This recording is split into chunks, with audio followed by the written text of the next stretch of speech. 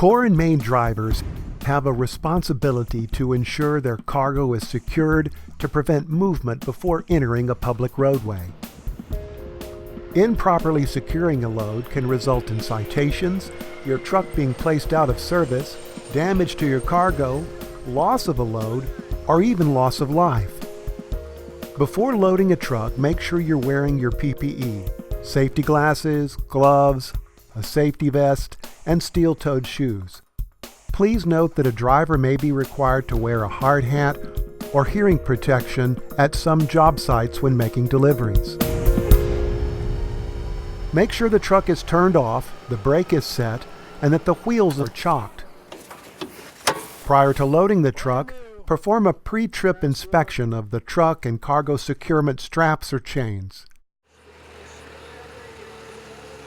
Inspect any cargo you will be loading.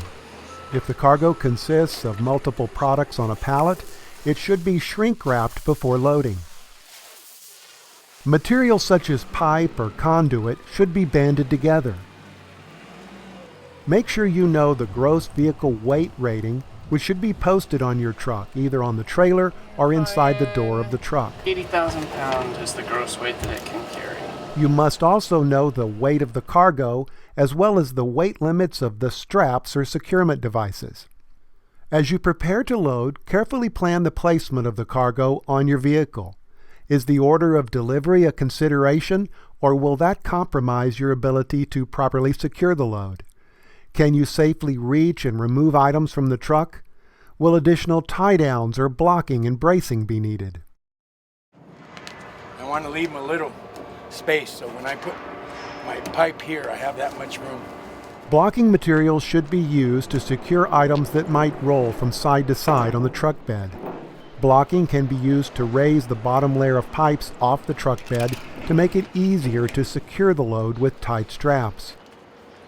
If lift equipment is used to load the truck, ensure that a 20-foot zone of safety has been established around your vehicle using safety cones. It is critical to your safety and the safety of others that the zone of safety be maintained throughout the loading process. As a driver, if you're not loading your truck, you must stay in the cab or remain outside the designated zone of safety during the loading process. Organize the cargo so that heavier items are low and towards the center line of the vehicle. This helps maintain stability. Evenly distribute the load over the bed of the truck and evenly on both the left and right sides of the truck or trailer. If you're loading a flatbed truck or trailer, start loading from the front near the header board and load front to back. Secure products against the header board whenever possible. If you have palletized products or a mixed load that includes palletized products, the pallet should be loaded first against the header board. Edge protection, such as V-boards or corner protectors, should be used whenever a tie-down would be subject to abrasion or cutting at the point of contact with the load. To prevent tipping, secure tall items to the header board or the sidewall of an enclosed trailer. On a flatbed, the height of a load should not exceed 13 feet 6 inches from the ground to the top of the load. If you must load various types of pipe on top of each other, you should secure the bottom layer of pipes with straps, often called belly bands, before you load the next layer of pipe. If you stack products on top of each other, the bottom layer must be arranged to cover the full length of the vehicle, or arranged as a partial layer bottom in one or two product groups. Upper tiers of products should be placed in wells formed by the adjacent products underneath. The top layer should be secured separately with straps. Bell pipes with larger diameter connectors on one end should be loaded so that the connector ends alternate on opposite sides of the stack. If the load extends 4 feet beyond the back of the vehicle or beyond the side of the vehicle more than 4 inches, it must be marked with a red or orange warning flag that is at least 18 by 18 inches. If you have to climb onto the trailer or flatbed, only do so at the approved ladder. Don't climb on the tires or other unsafe locations, and always maintain 3 points of contact, which means 2 feet in one hand or 2 hands and 1 foot are in contact with the truck at all times. All cargo on open flatbed trucks or trailers must be secured with straps or chains. The loads on flatbed trucks and trailers are highly visible and very easy for the DOT inspectors to check and cite violations. So this right here, where you see the strap folded over right there, is kind of a pinch point on that. You must always use the appropriate number of straps or tie-down devices based on the weight and length of the cargo. All straps must be marked with a working load limit in order to be used. See if I can read a weight rating. It says right here on the tag, it's kind of hard to see, 5,400 pounds. If there's no load limit listed, then the strap can't be used for cargo securement. Check the load securement, make sure nothing's moving, shifting. The load limit of all the straps added together must be at least 1/2 of the total weight of the cargo. For example, if the cargo weighs 40,000 pounds, then the aggregate total load limit of the straps must be at least 20,000 pounds. This calculation also helps you determine the minimum number of straps needed to avoid a DOT citation. If the load limit of a strap is 4,000 pounds and your cargo weighs 40,000 pounds, then the total of the load limit of the straps must be 20,000 pounds, so you would need a minimum of 5 straps. Remember, different straps have different load ratings. Each strap on a truck may be different, so be sure to read the ratings. Load securement must also be factored by the length of the load and where it is positioned.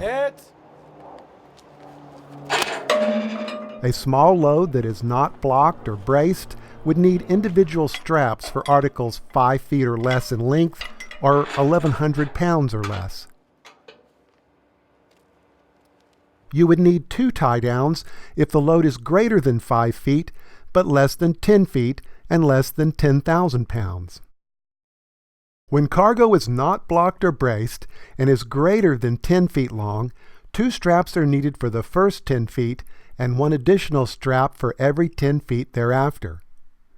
When the load is blocked or braced, it must be secured with at least 1 strap every 10 feet. If you're loading different size products, such as pipes of different diameter, different bundles of pipe, valves, and palletized products, each group of products must be secured separately.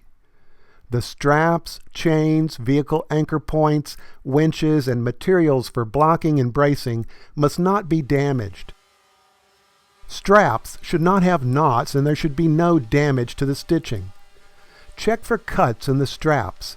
A 4-inch strap with a cut longer than 3/4 of an inch should not be used. Several cuts on both sides of the strap would be added together and should not exceed 3/4 of an inch. If you're using chains to secure a load, the chains should not have broken links or cracks in the links. Chains should be free from excessive nicks, gouges, abrasion, or wear. Chains should not be twisted or have knots, and chain links should not be twisted, bent, or stretched.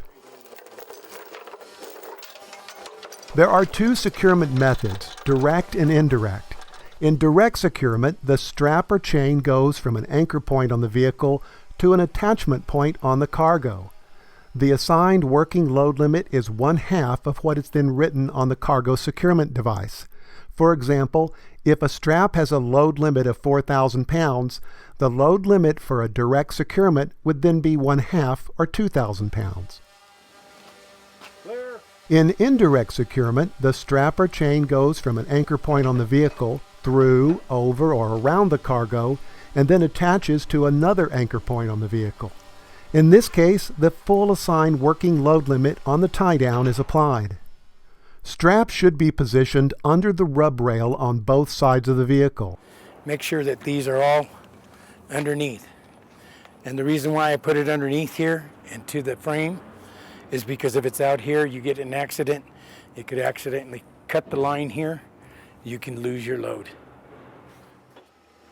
Before throwing straps over the load, check to make sure no one is on the other side. If you've used wooden blocking on the bottom of the flatbed, you can look through the bottom of the load to see the other side. Give an audible warning just in case, and warm up your shoulder before throwing a strap to avoid shoulder injuries. After throwing the straps over on the other side of the truck, position the straps under the rub rail to the chassis of the truck bed or trailer. Hand wind the strap to remove the slack before inserting the winch bar to apply torque. Make sure the winch bar is through both sides of the socket. If it is only partially inserted, it may slip out when you apply pressure, resulting in a possible injury. When applying pressure to the winch bar, use two hands and use your body rather than just your arms or bending over and getting your face too close to the winch. Make sure winches are clean and are not mud-caked. Debris in the gear drive can cause a strap to pop. When you're finished using the winch bar, put it back in the toolbox or in its holding slot on the truck or trailer. Keeping the winch bar inside the truck cab or seat can turn it into a projectile if you're involved in an accident. Twist the strap 90 degrees. Check the tightness of the straps. DOT inspections look for straps that can be twisted 90 degrees. If the straps can be twisted with your gloved hands, then they need to be tightened. Straps used to secure cargo must be in contact with the material being secured in order to avoid having loose material become dislodged from the vehicle or sliding around and damaging other product. Each day, all over the country, there are stories of damage, serious injury, and even death caused by unsecured cargo. Cargo securement is not just about the law, it's about protecting yourself and other drivers on the road, as well as property. Thank you for doing your part to keep our roads safe.